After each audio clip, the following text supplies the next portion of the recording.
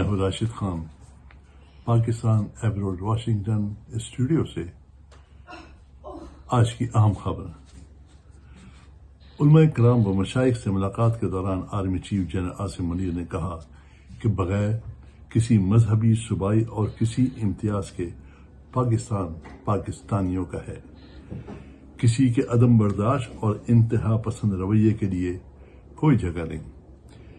علماء کرام و مشائخ نے سیکورٹی فورسز کی انتھک کوششوں کے لیے اپنی بھرپور حمایت جاری رکھنے کا عزم کیا۔ پاک فوج کے شعبۂ تعلقات عامہ کے مطابق فورم نے متفقہ طور پر غیر قانونی مقیم غیر ملکیوں کی وطن واپسی کی حمایت کی۔ فورم نے افغان سرزمین سے پیدا دہشت گردی پر پاکستان کے موقف اور تحفظات کی مکمل حمایت کی۔ فورم نے نہتے فلسطینیوں پر مظالم کو انسانیت کے خلاف جرائم قرار دیا۔ غزہ کے الشفا ہاسپٹل میں رات گئے کم از کم 22 فلسطینی شہید، جبکہ 3 دن میں 50 افراد انتقال کر چکے ہیں۔ الشفا کی انتظامیہ کا کہنا ہے کہ اسپتال میں 9 مولود اور شیرخوار بچوں سمیت بوڑھے اور مریض موت کے قریب ہیں۔ مقبوضہ بیت المقدس میں اسرائیلی فورسز کی سخت پابندیوں کے باعث مسجد اقصی میں جمعے کی نماز میں صرف چند ہزار نمازی شامل ہو سکے۔ اسرائیلی فورسز نے مقبوضہ بیت المقدس اور مسجد اقصی کی جانب جانے والے اہم راستوں اور گزرگاہوں کو بند کر دیا تھا۔ کینیڈا کے وزیر اعظم کا کہنا ہے کہ انصاف کی قیمت فلسطینیوں کے مسلسل مصائب نہیں ہو سکتی۔ جنگ کے بھی کچھ اصول ہوتے ہیں۔ تمام معصوم جانیں برابر اہمیت رکھتی ہیں۔ وزیر اعظم جسٹن ٹروڈو نے کہا کہ اسرائیلی حکومت زیادہ سے زیادہ تحمل کا مظاہرہ کرے، جارحیت ختم کرے۔ مذہبی امور نے حج پالیسی 2024 کا اعلان کر دیا ہے۔ حج پیکج گزشتہ سال کے مقابلے میں 1 لاکھ روپے سستا ہوگا۔ 10,75,000 روپے تک کا حج پیکج۔ خواتین کو بغیر محرم جانے کی اجازت ہوگی۔ درخواستیں 27 نومبر سے 12 دسمبر تک وصول کی جائیں گی۔ کسی کو مفت حج نہیں کرایا جائے گا۔ سابق اسپیکر قومی اسمبلی گوہر ایوب انتقال کر گئے۔ گوہر Ayub secretary general PTI Omar Ayub کے والد اور سابق فیلڈ مارشل صدر ایوب خان کے صاحبزادے تھے۔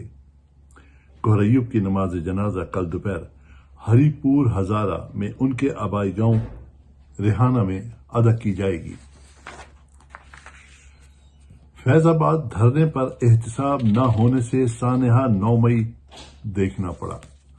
سپریم کورٹ ماضی میں ساز باز سے درخواستیں مقرر نہ کرنے پر ذمہ داری قبول کرتی ہے۔ سپریم کورٹ عوام کا اعتماد بحال کرنے کے لیے ہیر پھیر تسلیم کرتی ہے۔ سپریم کورٹ قرار دیتی ہے کہ ماضی کی غلطیاں نہیں دہرائی جائیں گی۔ ڈیفنس میں 9 عمر لڑکے نے خواتین کا پیچھا کیا، جھگڑے پر گاڑی ٹکرا کر خاندان کے 6 افراد کی جانیں لے لیں۔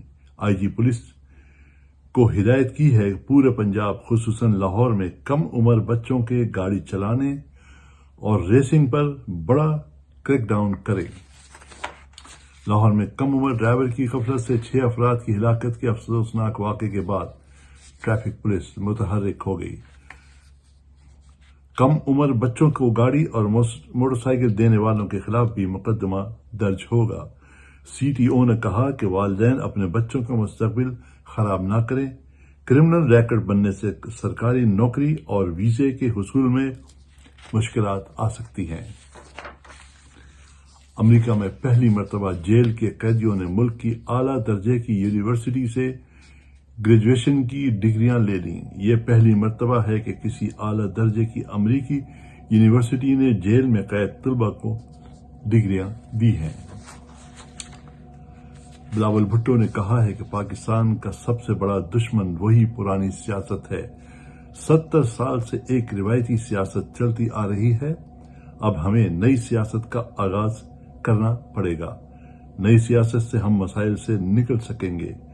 پرانے سیاستدان ماضی میں پھنسے ہوئے ہیں۔